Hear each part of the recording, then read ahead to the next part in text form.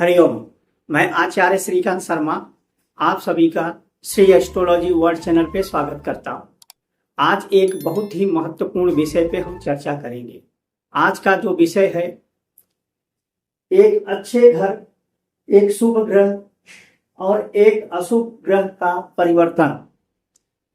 एक जब अच्छे घर का स्वामी बुरे घर में और एक बुरे घर का स्वामी जब अच्छे घर में चला जाता है तो उसे किस प्रकार से फलित करेंगे, इसको समझने के लिए मैं एक उदाहरण लिया हूं। इस उदाहरण को आप ध्यान से देखो। यहाँ पर एक लग्न कुंडली है। लग्न कुंडली में यहाँ पर तीसरे और 9वें भाव का राशि परिवर्तन है।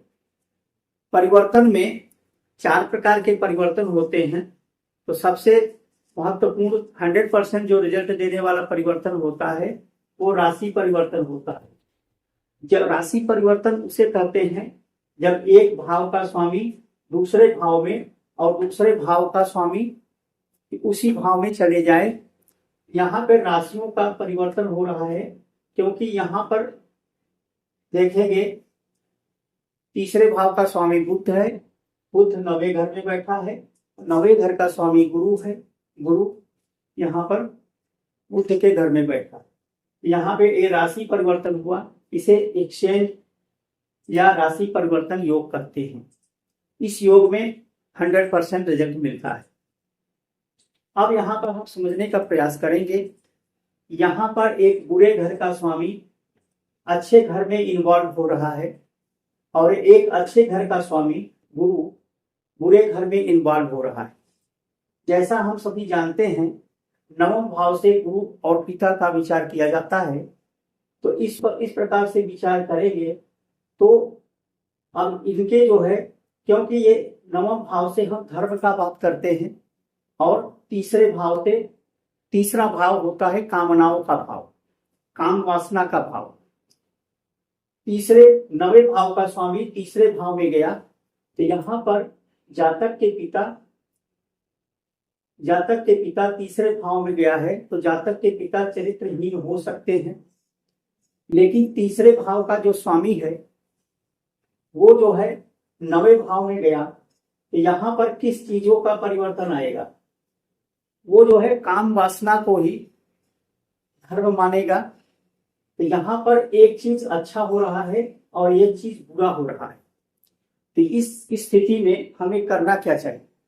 जब एक बुरे घर के स्वामी अच्छे घर में जाए तो हमें अच्छे को अपना लेना चाहिए और अच्छे घर का स्वामी जब बुरे घर में चला जाए तो इसे त्याग देना चाहिए। इस परिस्थिति में जातक को यहाँ पे बुध को स्ट्रॉन्ग करना चाहिए। ये भले ही मरण कारक स्थान का स्वामी है, फिर भी बुध को मजबूत करने से इस जातक का उद्धार होगा। जैसा कि यहाँ पर इसको स्ट्रॉन्ग करने के लिए यहाँ पे यदि 9वें घर में बुध बैठा है तो ये धर्म स्थान कहलाता है। बुध से भगवान विष्णु का जुड़ा हुआ है संबंध। इस जातक के लिए विष्णु को नमस्कार करने मात्र से इसका उद्धार होने लगेगा। भूल करके भी ये भगवान विष्णु के नाम को लेगा तो निश्चित ही इसको सफलता मिलने लगेगा। यदि तीसरे भाव में शनि बैठा हो, शनि का संबंध महाकाली से है। किसी भी जातक के तीसरे भाव में शनि संबंध बना ले तो ऐसे व्यक्ति को महाकाली का पूजा करने से उसका उद्धार हो जाता है। महर्षि पराशर ने कहा है कि 9वें भाव बुध जहां भी बैठे, बुध के जो देवता संबंध है, बुध के लिए विष्णु की उपासना बताए हैं। जैसे कि रामकृष्ण परमहंस की जब कुंडली आप देखेंगे तो रामकृष्ण परमहंस की कुंडली में शनि यहाँ बैठे हैं 9वें भाव में। वे जो है भटक रहे थे, इधर उधर निठल्ले थे, लेकिन जैसे ही वो मां काली के मंदिर में प्रवेश किए, मां काली के मंदिर में पूजा पाठ करने लगे, उनका जीवन ही सुधर गया। तो शनि जिसके भी घर में 9वें भाव में है आप उसको यदि बता दो तो वो जरूर निश्चित ही आपको याद करेगा कि कोई ज्योतिषी हमें जो है अच्छे उपाय बताए थे, उसका जीवन ही सुधर जाएगा। तीसरे घर में राहु बैठ जाए, नवे घर में राहु संबंध बना ले, राहु या केतु बना ले, तो ये ओमकार, ओमकार ही सब कुछ है। तो यहाँ पर ओम मंत्र का जाप करने से या गुरु का जाप करने से, किसी भी गुरु की उपासना करने से जातक का उद्धार होगा। राहु यहाँ पे बैठा हो तो दत्तात्रेय को या दक्षिणामूर्ति शिव को या गुरु नानक देव को, किसी को भी गुरु के रूप में पूजा करने से उसका उद्धार होगा। अब इस परिस्थिति में हमें करना क्या है, यहाँ पर इस जातक को बुध का रत्न भी पहना सकते हो, इसको स्ट्रॉन्ग करने के लिए बुध का रत्न भी पहना सकते हो। जिस ग्रह को मजबूत करना है उस वस्तुओं का रत्न धारण कर लेना चाहिए, और जिस ग्रह को कमजोर करना है, अब यहाँ पे गुरु को कमजोर करना है तो गुरु से संबंधित उस ऐसे गुरु से संबंधित जो चीजें हैं उसका त्याग करो। त्याग मतलब उसको जो है दान करो। यहाँ गुरु से संबंधित वस्तु का व्यक्ति ध्यान करेगा तो इसके जो है चरित्र में, इनके जो है पिता के चरित्र में परिवर्तन आएगा। तो यहाँ पर दान करने से क्या होगा, दान का संबंध है इस भाव को इस यहाँ पे गुरु को कमजोर करना। गुरु को इस तरह से गुरु को कमजोर ना करके इसे गुरु को शांत करने का तरीका जो है वो एक मात्र दान है। दान दे करके उसको शांत किया जा सकता है।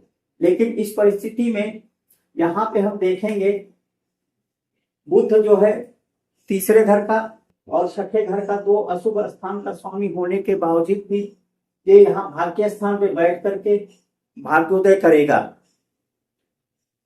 इसको उदाहरण के लिए हम समझ सकते हैं, एक कुंडली लेते हैं, ये देखिए पीवी नरसिम्हा राव जी की कुंडली है।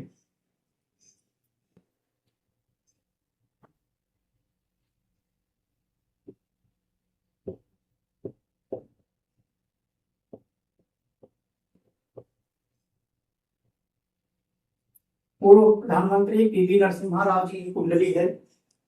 आप बहुत सारे ज्योतिषी से टिप्पणी करेंगे कि इस प्रकार से कैसे आप बोल सकते हो कि इस जातक के लिए तीसरे का रत्न धारण करा ले। गंजाम डिस्ट्रिक्ट से जब वे लोकसभा के चुनाव लड़ रहे थे तो उस समय रिटायर हो गए थे, लेकिन उनको ले आए राजनीति में और गंजाम डिस्ट्रिक्ट से वो एमएलए का चुनाव लड़ रहे थे, एमपी का चुनाव लड़ रहे थे। उस समय उन्होंने ज्योतिषी से जो सलाह लिया तो ज्योतिषी ने उसके सलाह में क्या दिया, यहाँ पे देखो लग्न के स्वामी बुध है, ये अपने दसम भाव में बैठा है। बुध दसम भाव में बैठ करके भद्र महापुरुष का योग बना रहा है। यहाँ पर देखिए मंगल तीसरे और आठवें का स्वामी हो करके यहाँ दसम भाव में बैठे हैं, यानी दो अशुभ ग्रहों का स्वामी होने के बावजूद भी मंगल यहाँ शुभ स्थान पे बैठा है। सूर्य यहाँ जो है 12वें का स्वामी हो करके यहाँ दशम में बैठा है। तो एक शुभ ग्रह का अशुभ ग्रह का घर का मालिक शुभ स्थान पे बैठा है। यहाँ पे मंगल मर्ण कारक स्थान का स्वामी होकर के तीसरे स्थान का स्वामी होकर के शुभ स्थान पे बैठा है। तो ज्योतिषी ने उन्हें मंगल का रत्न धारण करा दिया, क्योंकि मंगल यहाँ पर अशुभ स्थान के स्वामी होकर के शुभ में जा रहा है। तो यहाँ पर मंगल इस व्यक्ति को, मंगल इस जातक को उठाएगा। सूर्य की कृपा से मंगल यहाँ पर तीसरे का स्वामी होने के बावजूद भी, आज भी इंटरनेट पे आप सर्च मारकर देख लो, मध्यमा मिडिल फिंगर में लाल मूंगा धारण किए हुए हैं। जब तक पीवी नरसिम्हा राव लाल मूंगा धारण किए थे और जैसे ही इनका मंगल की महादशा शुरू हुई, ये भारत के प्रधानमंत्री हुए और एक अच्छा मतलब अपना कार्यकाल पूरा किए। बुध क्या है, बुध अपने लोग हैं, इनके कार्यकाल में अपने लोगों का ही नुकसान हुआ।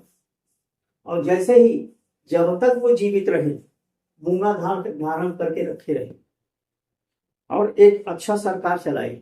इस तरह से रत्नों का जब भी चुनाव करें या किस ग्रह को स्ट्रॉन्ग करना है, उसके लिए हमें शुभ और अशुभ ग्रहों को देखना चाहिए।